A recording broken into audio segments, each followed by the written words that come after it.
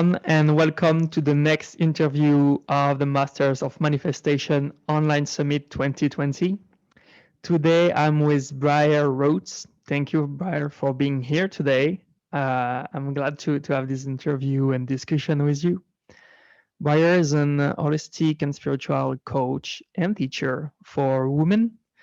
And I'm really glad that we can talk about spirituality, manifestation, and a lot of other topics together. We have 1 hour in front of us, so I give you 5 minutes to introduce yourself, introduce your journey, so that people can get to know you more with your own words. Yeah, I'd love to. Who doesn't like talking about their journey and themselves? I love it. I love when, I think that's the beauty of this entrepreneurial journey is we get to inspire people and we get to be inspired by other people. And it's like that rags to riches story. And I think growing up, I had this like deep desire to become something, to become someone, and I always thought I would be famous. Like I was like, I'm gonna be like an actress or something, or go on a reality TV show. And Mhm. um, but I think since living in England, if I'd stayed there, I probably would have been married by now and with kids. And I'm only 26. I feel like I'm not ready for that just yet. Mhm. But I turned 19, and I think I had this like desire, this hunger to travel and to explore. And I saved up a lot of my money. And growing up, didn't come from a very well off background. So I really worked hard as a waitress to save some pennies up. And then as soon as I turned 19, I didn't really have the call to go to university. So I went on a round the world trip by myself to New Zealand first to see my dad, and we reconnected. I hadn't seen him for a long time, and that was really beautiful to connect with him. And then I ended up in Australia and did like a year backpack, kind of like year working holiday visa, and that really Okay. kind of led me into yeah, actually starting to shift that out of that poverty kind of scarcity mindset. And I started working first as a waitress in restaurants, and earning the minimum wage, but it's super cool. And then that transitioned to the last couple of months before I left Australia to go on a big trip to the East Coast and around Asia, Vietnam, Cambodia, Thailand. I had this like I literally put on a piece of paper like all the places I wanted to travel to, Mhm. and I had no clue how I was going to do it because I had no money. And then all of a sudden, my girlfriend, she had like a laptop, she had a really nice car, and she was a backpacker too. And I was like, Camilla, I was like, where is all this money coming from? And she was like, oh, a bit embarrassed about it. And I was like, go on, tell me, like, where is it coming from? She was like, well, I actually do this thing called skimpying. And I was like, what's skimpying? And she said it's basically um, skimpying is wearing skimpy outfits. So in Mhm. Western Australia, where I was working in Perth, the mining industry is like a big thing, and they earn a lot of money. And the guys go on their rigs, the oil rigs, for like months on end, and they don't see any females. So it's a big part of their culture is to have pretty girls behind a bar, wearing pretty much nothing, and they tip them and they get a really good wage. So I started doing this for a couple of months before I left Australia, before my working holiday ended. And I think I saved up 15,000 Australian dollars in about 3 months, which is really pretty good. Yeah, And that's a good amount of money. I thought that was a lot. And then the I big long story short, I went traveling. I used all the money that I spent doing the skimping, and I went traveling around the world. I got back to England. England sucks. And my best friend Sarah, she's Swedish. She was like, we met in Australia skimping. She was like, let's go back to Australia. So we somehow managed it with hardly any money left. We went back to Australia, and that's where I spent the last 5 years. And I started working as a skimpy topless waitress on private yachts. And kind of being like a hostess, but not wearing that many clothes. And I was working on Hmm. boats and bucks parties, and yeah, really basically using my body to make money, to put it frankly, which has been a big shift in my journey now, because I now get to empower women, and I get paid by women to empower them to feel good and to actually get away from the physical form and really connect into to the heart and to the most authentic part of ourselves, which is definitely not just the physical. So it's been a big transition for me, because that job had so many benefits in terms of I had great fun. I had great abundance. I traveled the world in that space of time, and yeah, I don't really have that much to show for it apart from experiences. Like, I wish I Hmm. had the mindset then to invest into like coaches and into courses, but at that point, I just wasn't that self-aware, and then that led me to a round the world trip with my ex-partner, and I couldn't get back into Australia. And at the time, I spent $30,000 so I could live in Australia, carry on my life there, being a topless waitress. And I honestly, if I hadn't of um, got a decline in my visa, I probably would still be doing it now, and I would never have found the growth and the connection to myself, doing the job that I'm doing now, and really, I believe, living in alignment with my dharma, my purpose, and yeah, being on this self-discovery journey to awaken my own potential so I can help others. Great. That's my Let's journey a little bit. okay. So let's talk about that. There are two interesting things that you said that caught my attention. The first thing is you wanted to be someone, and you you kind of manifested it unconsciously by having the job you had. Like all eyes were on you with the job you had. So you're not an actress or something like that, but you had that kind of famous desire that came alive by doing this job. So it can be seen as a manifestation, but not conscious. Yeah, I loved it though. It was really fun at the time. I learned a lot of cool things, but it definitely led me further away from my authentic self. Hmm. Okay. Yeah. Again, I imagine that. The second thing is you said you would probably keep doing that right now if your visa would have not been rejected. And it's an insight that keep coming back again and again and again in people's manifestation stories, is that there is always something bad that happened. So something that we judge bad in the present moment, but when we look back, we're like, oh my God, we're so grateful that this bad event happened. And a lot of manifestation journey and stories start or have that bad event in the middle that allow to make a shift in our life and in what we're doing. So so would you say that it was the starting point of your entrepreneurial and to manifesting your entrepreneurial journey? Uh, that the fact that your visa got rejected in Australia, or did you already have that in mind before? Well, it's something that I teach actually in like in my programs with my clients, is like the karma aspect. Like, a part of this spiritual teachings of like yoga and Ayurveda is like, we're gonna keep bumping into the same experiences, the same shitty relationships or health issues, until we digest our experience and turn it into wisdom. And a big part of my lesson in that was, you know, my one of my teachers says, if you're not prepared to learn your lessons in their gentle forms, life is more than ever prepared to Mm. teach you in forever ending hardship. And I think the fact that I paid like $30,000 and had all of this invested interest in this life that I thought was my life, it definitely showed. I had a couple of visas actually that I tried, like not just one. I tried like three, I think. I tried a work visa, it got declined. I tried another work visa. I tried a student visa, a relationship visa, and then my relationship broke up.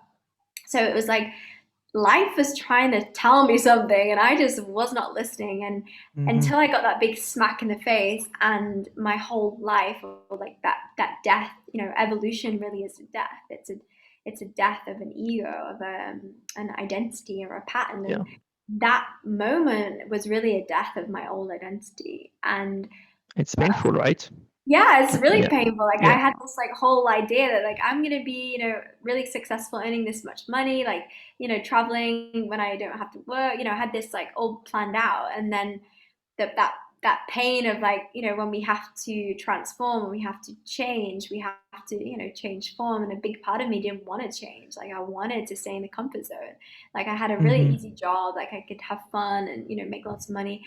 And then I got forced to have to use my brain. And a limiting belief for me, a big one, is like I'm not clever enough. And I've always used my looks, my body to attract things that I want. And I believe that I could only manifest things through my physical appearance. So a big lesson for me is actually, no, you don't have to use this fake aspect of yourself. You can, as the more authentic you become, people you're attracted to you because you're living and embodying, what you're preaching. Mm-hmm.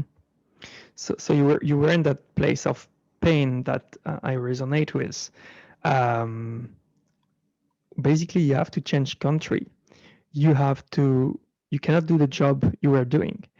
Your relationship break down, and you ended up in Bali, right?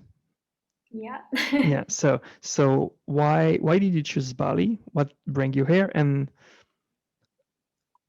what happened then that made you start being in alignment with your true self, either unconsciously or consciously? I think a big part of, I didn't really choose Bali. I Okay. had to choose Bali because Perth and Bali were the closest place. They were like, I think, 3 hours from each other. And I couldn't be in Australia because they're very strict. And my partner at the time, we did like a year-long distant relationship. So he would fly and see me like every 2 weeks from Perth to come and visit me in Bali. Mm-hmm. And my dad lived in New Zealand, and New Zealand was like, I think, quite far, like maybe 6 or 7 hours. So Bali was the best place. And obviously, I was a yoga teacher as well as a tapas waitress, and I was like, okay, I can just chill in Bali for a month or two and learn yoga and have some fun. And I had a bit of money saved up from my around the world trip that we went on. And so I was like, I'll just use that kind of thing. And then a month turned into 3 months, then 6 months, and then 12 months. And then my ex-partner and I couldn't carry on doing long distance relationship. Mm-hmm. Like he was really heavily into you know Western medicine. He was a physiotherapist. I was going down like Eastern philosophy. I was learning about Ayurveda, about chakras, about energy, about holistic medicine, and we were just going like further and further apart. And not that I didn't, believe in, his worldview. I was super, awesome, love Western medicine, but I really felt there's like a disconnect between mind body connection that I really growing up, I saw with my mom being an like homeopathy, and she always treated us naturally. Like my heart, my soul was getting drawn towards this like yoga, this spirituality, this like connection, deeper, meaningful connection that I really didn't have growing up. So I think since coming to Bali, like Bali is like a portal of manifestation. Like I think if you're in the right frame of mind and you're ready to evolve and you're really ready to work on, yeah, the things holding you back, Bali will give you exactly what you need. And I'm sure you Mm-hmm. can relate. And it's a magnet for many people because there's just so many opportunities here for, self healing, self growth, yeah, abundance of beautiful things.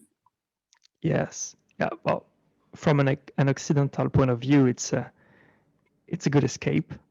And it's a good place to grow. Yeah, it's a really good place to grow. I remember I first escaped to Bali. I didn't know anything about Bali when I first came, but it was really an escape, and it's by escaping that I realized that I can grow here. There is that vibration here, that level of energy that is really empowering and really nourishing. So yes, so yeah, I understand that you've been pushed by life quite a lot of time. Um, what happened that's made you take ownership of yourself? So when did you like really make a decision for yourself instead of life telling you what you have to do? Like how that shift happened? Well, it's funny you say that because a big lesson that I really um, kept having that smack in the face is like, we're going to keep repeating the same patterns, we're going to get the same results. And, in life is always trying to guide us towards our path. And sometimes we're just not listening or awake. And I think soon as I started connecting to myself in terms of really diving deeper into spiritual practice, I meditation, I started to calm my crazy mind, and I was just becoming more connected to myself. I think then that's when I attracted my beautiful partner, George, who I definitely think has been a big in my manifestation journey. Like I always was dreaming of like cliche, but like of a man that could inspire me to grow without being controlling and really help me on my path of healing and of growth and really um love, etc. But I feel like he really showed me how to take radical self-responsibility of my life, like, Hmm. because he even said to me when I first met him and I wasn't making any money. It was like 2 and a bit years ago. I'd all my money had gone out from being a topless waitress. Like I had nothing left. And my ex-partner, who was also helping me at the time, he'd gone. So I really had like nothing left. And he's a coach as well, and he really just showed me. He said to me, like, I don't want a girlfriend that's just gonna like be a passenger. Like I want someone in the front seat where we can grow together and we can build together and we can be on this journey called life together. And in my mind I was like, oh, he's successful coach, like I'm just gonna be like a trophy wife. And that Hmm. ego laziness part of me that that wanted to stay in that comfort zone, he saw that, like he saw straight through the bullshit. And he was like, no, I'm not having that. He's like, and I think for me the big shift was he saw the potential in me that I didn't see myself, and he knew that that was just a growing pain, and I had to get through that. And he was willing to invest his time and energy into me. And that's something that really, really helped me grow and helped me awaken to the limitations that I had once had, and really helped me take responsibility, like realizing that I am the creator of my life. And I don't want to just sit by and let life come at me. I want to create and manifest the life of my dreams with him. So that's when I started to get my energy and my motivation. And it really, I think having someone that believed in me really helped me believe in myself as well. Okay. So he helped you to have the insight to um, to be true to yourself and to not be a passenger but the pilot of your life. So you had those insights thanks to your boyfriend, but I believe you still had fears because moving from insights to taking action is another story. And so what was holding you back at that time? What were the self-sabotaging stories you were telling yourself, and how did you overcome those? Well, I think a big part of my belief system, like I said before, is coming from a family of like my mom, single mom, like there was a lot of lack and there was a lot of scarcity and money was, not growing on trees kind of thing. And I knew that I didn't want to have that life. I didn't want to have to worry about money. I didn't want to have to, um, I wanted to be able to pay for things and not have to worry. And I always knew deep down that I would create a better life for myself.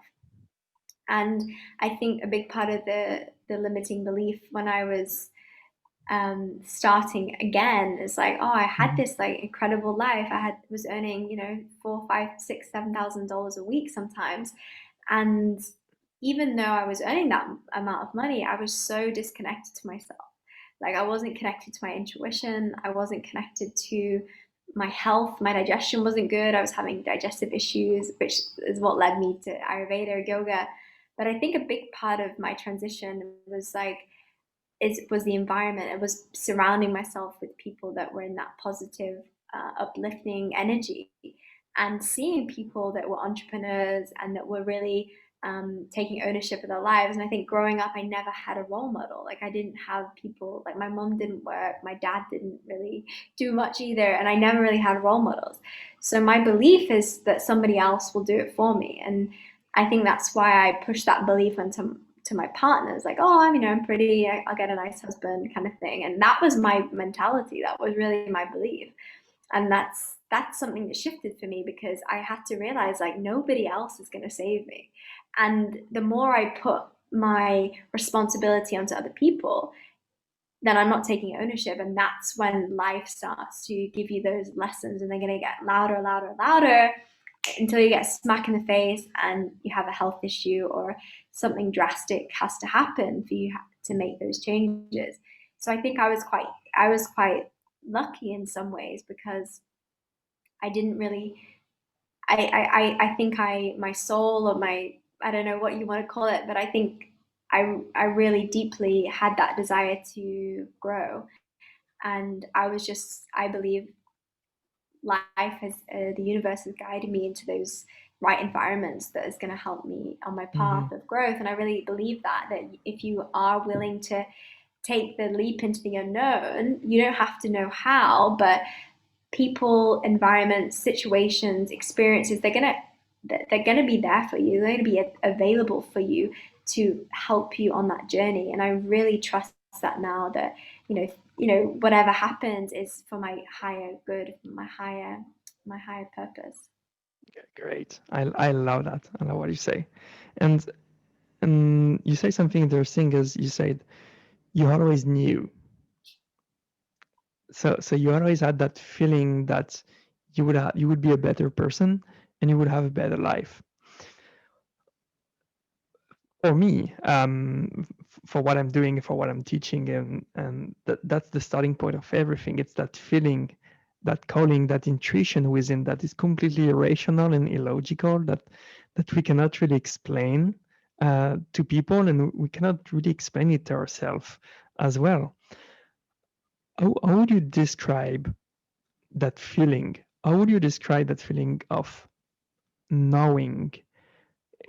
I know it's hard to explain, it's hard to describe, but what can you do to people who are watching us, listening to us right now, and who have that feeling inside? They know something they cannot really explain because it's not IQ, it's not intelligence, it's not the consciousness that can express that level of being. Someone put it. I interviewed someone on my podcast a couple of days ago, and they said for them it's this gut feeling, and for me it's more when I'm quiet enough. And this is not often because I'm always busy, and that's something that I really had to practice is stillness. Daily meditation, which I'm super thankful for because it really allows me to get out of the mind. And I think when we commit to doing nothing, maybe we're reading or just being, we are human beings, there'll be a distinct voice, and it will be super clear. It will be super straightforward. It won't have any oh, but if you do that, I think that might happen. And if you do that, what about that? Like it won't have like that narrative that the mind has. Mm-hmm. It's really like you need to do this. Like when I had this sense of um, everything in my life, it's like often the voice of intuition is not necessarily the voice that you want to hear. Like Mm-hmm. when I've had, like, for example, my ex-partner, I knew we were not meant to be together. And my voice of intuition kept saying, you're not meant to be together. But I didn't want to listen. So I was kind of Mm-hmm. like, so sometimes the voice of intuition is not really going to guide us towards what's nice, but it will guide us to what's Yeah. in the highest interest of our well-being and our purpose. And for me, some people it's a gut feeling, some people it's the inner voice, a very clear voice.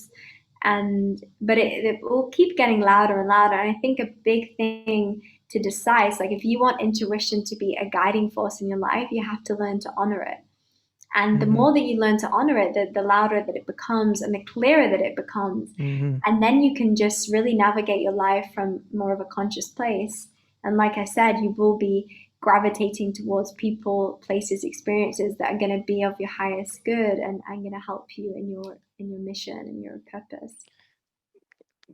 Thanks for the insight and sharing that. And I like what you say about meditation because I want to say a few words about meditation and talking to people who are not used at all to meditate or who have been struggling to meditate. That we tend to think that meditation is to to stop thinking. But it's meditation is not to stop thinking. Like if you want to stop thinking, you suicide, or that dying is the only way to stop thinking. And it's beautiful to have thought where we think all the time. Even when we sleep, we dream. Like thought keeps coming up all the time. So thoughts are beautiful. Thoughts are helpful. And meditating is to slow down the rhythm of those thoughts. And because you create space for something else to occur, then as you say, that's when intuition um, can can appear in a more clear way. Um, and that cannot happen overnight. Um, Takes I, time, yeah, it practice. takes time. I see a lot of people who, like my sister, friends, etc., who say like, "Oh, I cannot meditate. I tried, but I keep thinking," and they tried like for what 2, 3 times. Now it's not working like that. If first of all, it's not something that you can show. It's something that you're going to feel inside the change, but you cannot show the change. And if you really want to experience what it is, you must commit yourself to daily meditation, even if it's just 10 minutes, but commit yourself to meditation for a month or 3 months. Take only 10 minutes and it's not like just be there. Observe what is going in your mind. Observe that you have a lot of thought. Observe that it's hard for you to focus. And this is the first step to meditating. And you are meditating doing that. It's like someone going to the gym, um, wants 6 packs, and after like 2 days, just get annoyed because it's not happening. You must commit to the experience for long enough in order to feel the change. I think Do you people, resonate with that? yeah, I think for me, I was the same. I was practicing yoga. I was a yoga teacher before I moved to Bali, but I was not practicing meditation and I didn't feel very authentic. My mind was so busy and I was like, I can't meditate, I can't sit still. And really, it's because we don't want to sit still because usually we're having these thoughts and we are racing through life, we're doing things, we're multitasking. So these thoughts are popping up, whether they're negative or positive, and because we're so distracted, we don't get consumed by them on a conscious level, but subconsciously, if you're telling yourself you're not good enough or you're ugly or you're this, you're that, your subconscious is literally habitual. So what you're telling yourself today is what you're telling yourself tomorrow. And I think the thing with meditation is people get confronted by those limiting beliefs. And a big part of meditation for me is is the more that I practice meditation, the more I can witness those beliefs, and the less they affect me, because I realize I'm not my mind. My mind Mm-hmm. is an illusion. This is not real. It's just like we are constantly consumed by external stimulation, distraction, and that's pulling us further outwards. But the only way to cultivate trust, confidence, love, whatever, healing, is to go in, is to really quieten the mind and have that trust, have that faith, and really bring us back into that parasympathetic nervous system, that rest and digest. And like you said, when we slow down, eventually over time, we can tune in and we can tap into higher a higher voice, or our inner teacher, and that Mm-hmm. really is the magic of meditation. And even we practice yoga, so we know what to do when we're not practicing yoga. It's Mm-hmm. not the yoga on the mat. It's how we can still bring our yoga off the mat. How do we treat people? Like, how are we responding to our partners, our loved ones, our relationships? Like, are we becoming less reactive humans? Are we being able to witness our lower tendencies, and not react, and that really is consciousness. It's not that we're not going to have these impulses, but it's more that we can observe the impulses and not act upon them. And Mm-hmm. that really is consciousness, and meditation is to expand our consciousness as human beings.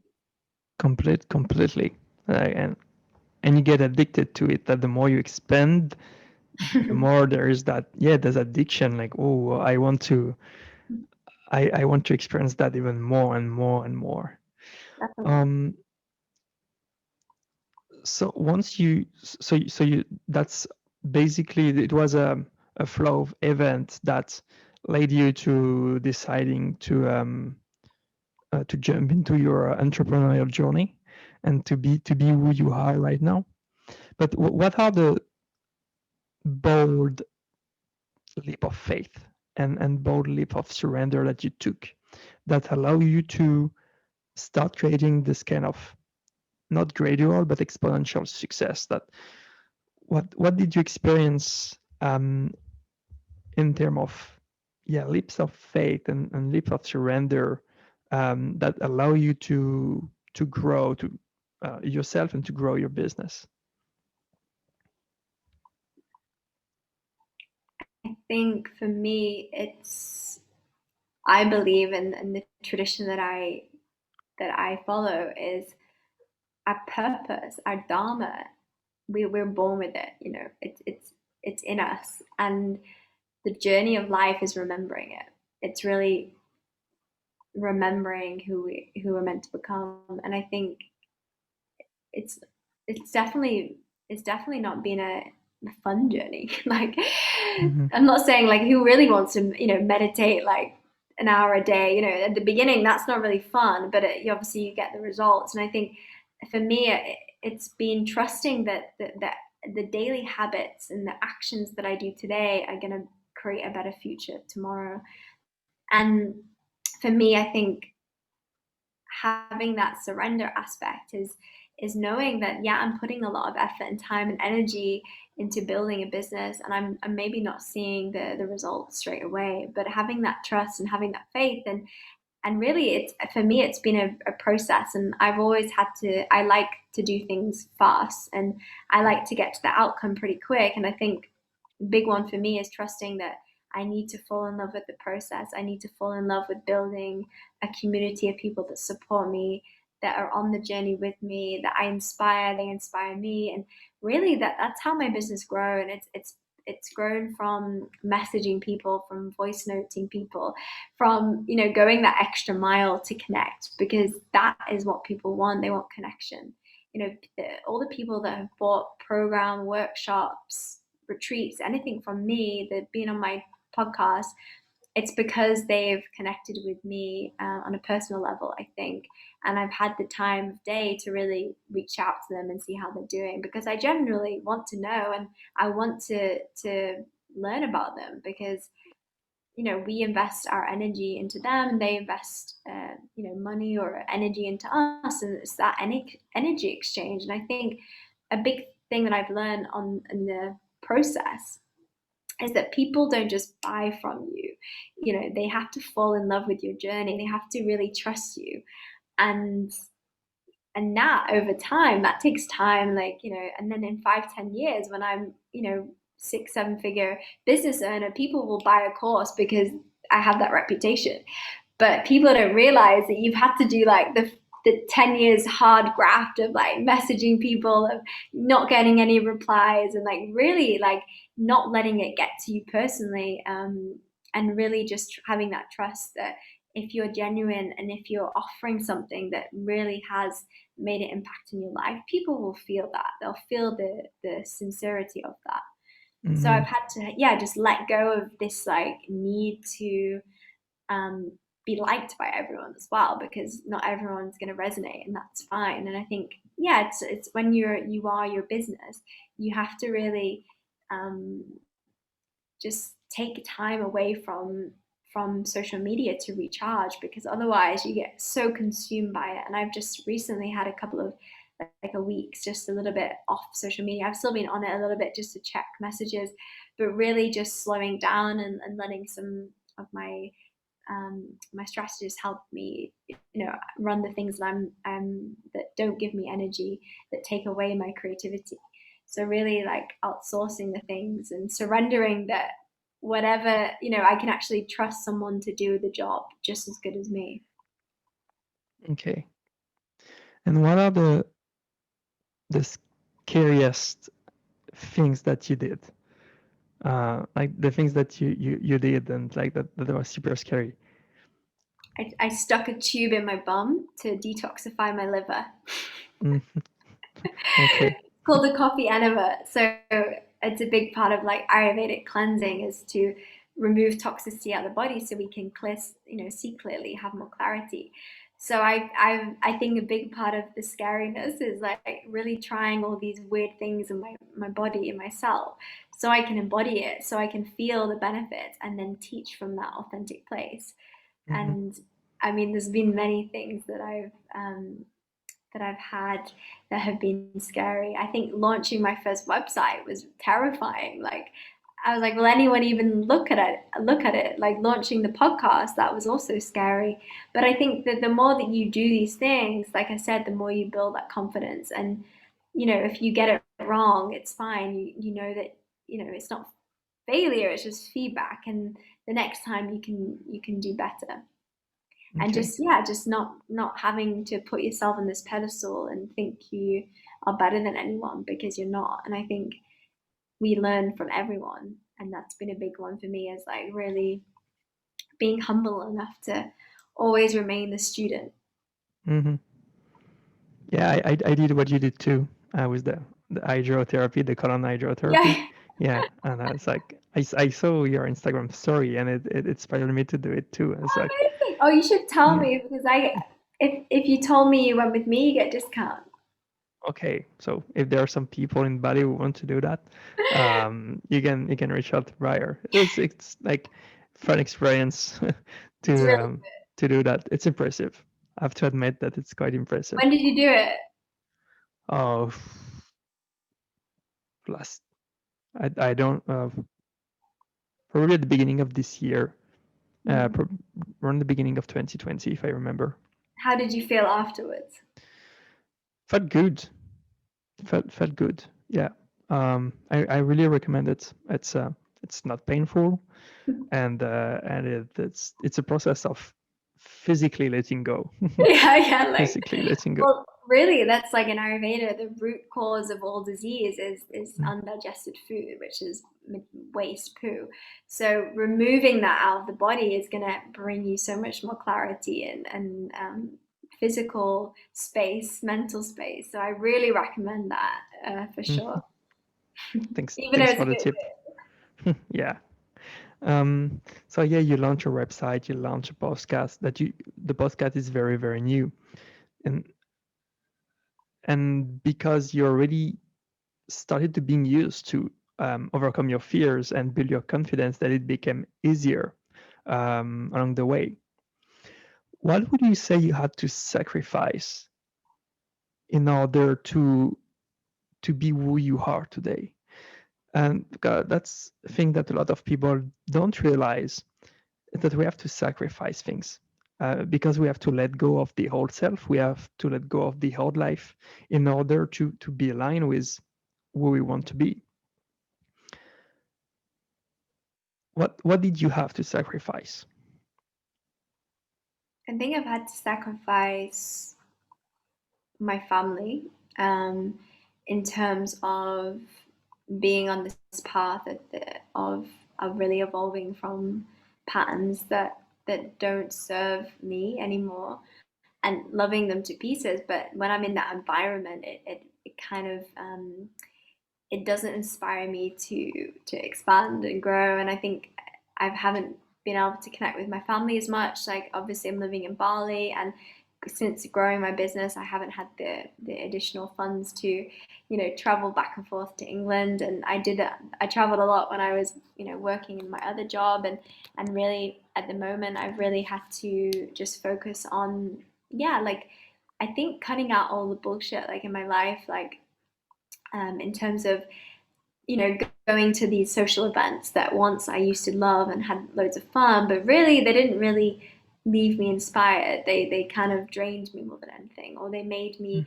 or not made me. No one can make me, but yeah, I think I brought out a part of my ego, part of myself, and I think a big part of my journey has been, um, is really just like peeling away the things that are distracting in my life, which is not serving my growth. And that's just really like my circle of friendship as well. It's like grown a lot smaller. Like I used to be, I'm very bubbly and extroverted, but I think since going on this path of purpose, of dharma, my work is my everything. Like I absolutely love what I'm doing because it's being of service to humanity and helping people raise their consciousness. So I think a big part of that does have a little bit of, I wouldn't say limitation because I wouldn't change it, but for sure being a bit more decisive about who I let in my energy, and I'm giving my energy a lot online and to my clients. So definitely friendships and family. I definitely, not nourish that part of, my relationships, not in a exclusive way, but I'm just a little bit more, particular about how I want to spend my time and energy, Mm, who with, yeah, who okay, inspires me and who doesn't inspire me. okay. And how is it to deal with that on a daily basis? Because so you reduce the physical time with them, of course, by being in Bali, but probably not as much not that much time online as well. So is there somewhere still like a part of you that feel guilty or feel bad, or yeah, like is it easy to deal with that on a daily basis with the sacrifices, or for you it has been a very natural and Mm. flowing process? I feel guilty sometimes because I Mm, actually don't have that much guilt. But I mean, I know my mom and my family definitely put that on me for sure. But I know I'm doing it for them actually, because the more that I can bring myself out of, my limitations that have held them back, I can actually build a better life for myself and for my family. And really, that's my why. Like, I'm doing it not just for myself, but to give them a beautiful life. Like my mom has had the same mattress for 20 years. Like she, any money that she had, she spent it on us. And I really want to, yeah, give her a beautiful life of not having to stress about money. And mhm, that's really my biggest why, my biggest motivation. And my sisters, I really want to lead by example, and realize, yeah, just show them that we can create the life that we want. And I think my mom, she's amazing, but she gave everything for us, and she definitely sacrificed her health and her well-being. And that's not something that I'm going to sacrifice myself on. Like, I really prioritize my self-care and my health, and really daily checking in, like, am I overworking or am I stressed? And I think that's a big part. Even when we're in alignment with our purpose or whatever, we can still overwork and we can still overgive. So a big part of my lesson is, having that remembrance that I'm enough. I'm good enough, I Mm-hmm. do enough, I have enough. And, recalling that mantra in times of when I'm overgiving, or I'm overexerting my energy, um, to people that maybe not necessarily deserve it, kind of thing. Okay. Thank you for being open about that. I know that family and friendship are not the easiest um, sacrifices. So thank you for sharing your through. So you told us that you're growing your business right now. Of course, COVID doesn't allow much travel anyway, but your focus is clearly on focusing on, on growing your business. Um, and talking about that and talking about bold move and actions. Before this interview, you told me that you just started to outsource some part of your business, which is something bold. That's a leap of faith, because when you do that, it's like you have faith in the future of your business. If not, you will not do that, and it means that you overcome the imposter syndrome and lack of confidence as well. So, Yeah. um, what motivates you to do that? To take that bold leap of faith by outsourcing some part of your business, and how did that bold move help you to grow much faster? I think for me, it was having someone that I deeply connected with, a beautiful friend of mine, Kinga. She's a business strategist. She has a business called Thirsty Creatives, and she really helps entrepreneurs not burn out. And for me, I was like, I'm in human design, I'm a manifesting generator, so I can keep going, going, going. I have a lot of energy, and also because of all of the yoga and the meditation, and I eat very well and I look after myself. I have a lot of energy, and because I love what I do, I could literally go, go, go. And I think a big part of me, even the last couple of weeks, I went on an ayahuasca ceremony, and I literally had a lot of stuff come up that I'd obviously suppressed, a lot of anger, a lot of emotional stuff, and from my childhood, etc. And I really I needed like a week off, and I haven't had a week off since I started my business, like over, I would say, a year and a half ago now, 2 years, year and a half ago. And the fact that I could trust somebody to to help me out in terms of the admin stuff, and she did more of the creative side. And I knew if I do something that it's not giving me energy, like doing the things that I outsource, one, I'm not very good at it, and two, it just brings me stress, and that's not worth my peace of mind. And I don't want to become an entrepreneur that burns out, and then I'm not practicing what I'm preaching in terms of my own integrity, Hmm. and what I'm wanting to share with the world in terms of health and wellness. So yeah, like for me, it was a big thing. Like I think I spent like £750 a month extra, which I would normally have like used that for saving or reinvesting into my business. And obviously, the beginning of your business, you're never earning like loads. So every bit of money that I had left over was going into courses or reinvesting it in some way. So for me, that definitely was that, oh, am I ready? But I have grown a lot since investing, taking that leap of faith, and having someone help me. It's just really shown me that I don't have to do everything myself. And for our Hmm. business to grow, for us to grow and to expand, we need to outsource. Like that is just, I think when you get to the point when you can outsource just a little bit, do it. Like it's going to bring you so much more peace of mind, so much more creativity. So you can do the things that you're actually really good at, which are going to bring you more return anyway. And for me, it's been really powerful in my business because I look more professional. I have more energy to do the things that I love, and that's really important for me. And did it generated more revenue? It definitely, I feel like for me, it's a work in progress because Hmm. she really helped me with the launch of the Dharma journey, and other things as well. But she's come on in the last couple of weeks, so I think I haven't really been able to see that revenue yet. But I know I just, in terms of my own peace of mind and my own creativity, I've been so much more creative because I haven't been doing the things that I've had to do in the past, which has actually allowed me to take on more clients and to do more workshops, which I guess then does give me more revenue, even though it's not a lot more because I'm outsourcing, so it's kind of Mm-hmm. canceling each other Yeah. out. But I know that in time it will definitely start to generate more income. Otherwise, I wouldn't have done it. Okay. I resonate with what you say about the time off and when you start your business. It's been 2 years for me, and when I first started, I was like, or maybe in 2, 3 years from now, I can reach that point where I can take 1 week off every month Yeah. to just focus on myself. And I want to share that because I love what you said. And when I started to think about that, I asked myself, but what prevents me to start doing that right now? Mm. Why do I have to wait? And so that day, like when I really first started my business, I decided that I would take a week off from the beginning.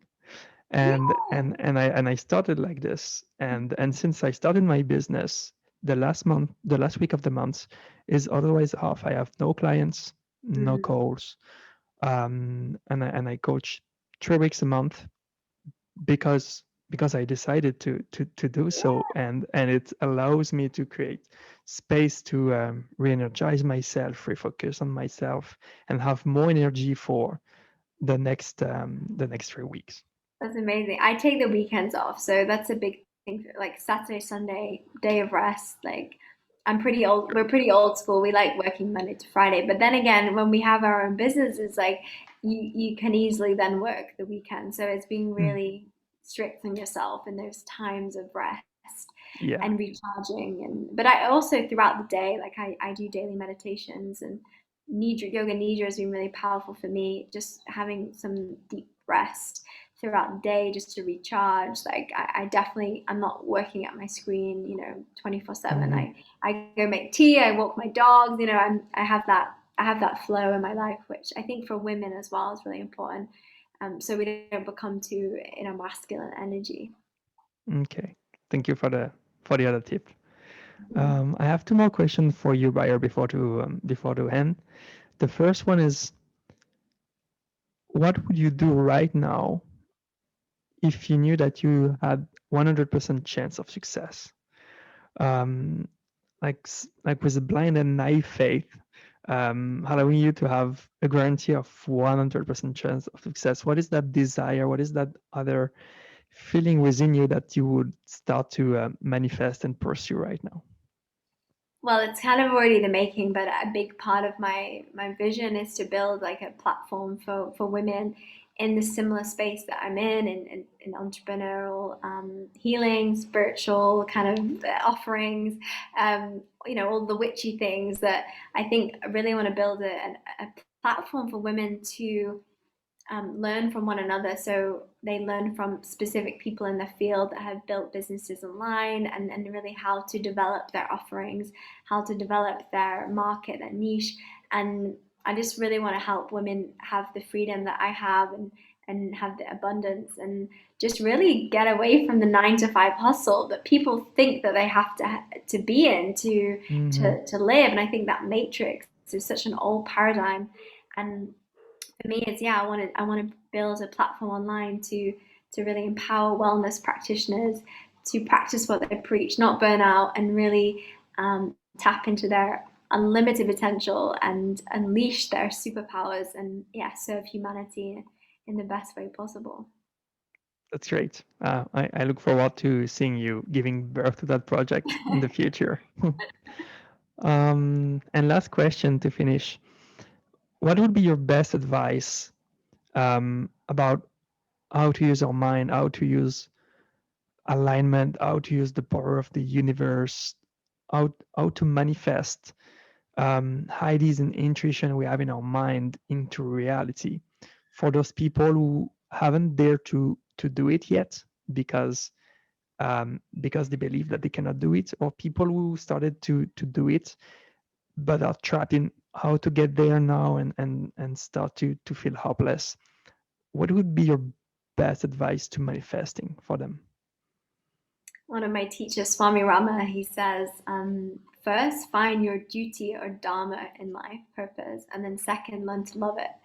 And I think it's a big thing is follow your joy. Like what brings you back to love, joy, creativity, inspiration. And for me, teaching Ayurveda and yoga and spirituality gives me so much joy. Like I could do it like 24/7. Like I'm speaking with you now and I could carry on. Like I think find something that you absolutely love to do and also find something that's got you out of maybe um, a situation and it's really inspired you to grow beyond your limitations because that story is what people love. It's the transformation going from a stripper to a spiritual coach Mhm. empowering women, and I think we're always changing form, we're always transforming, and we just have to have that deep trust. And the environment is such a big one. If you're not in the environment that's supporting your growth, get out of it. Like really either make a new environment or move to Bali or move somewhere that's going to support your growth and be surrounded by people that are going to inspire you because we are the people that we surround ourselves with. And since surrounding myself with uplifting, inspiring, beautiful human beings like yourself, it inspires me to be my best version. And that is really going to have a ripple effect on everyone that you meet, and you become that magnetic energy that people want to be around because you're embodying something you're so passionate about, and that Great. sells. Yeah, true. So do what you love, follow your desires, don't question it. Yeah, This is where the magic happen in terms of law of attraction and manifestation. It's like once you go for it and you stop questioning it, it's like you cannot even expect what is going to happen. It's so miraculous. forget the So how, just trust, deep trust, and joy. Just yeah, fall in love with the process, not the outcome. perfect. And for the people who bought the premium package of this online summit, they will start doing that.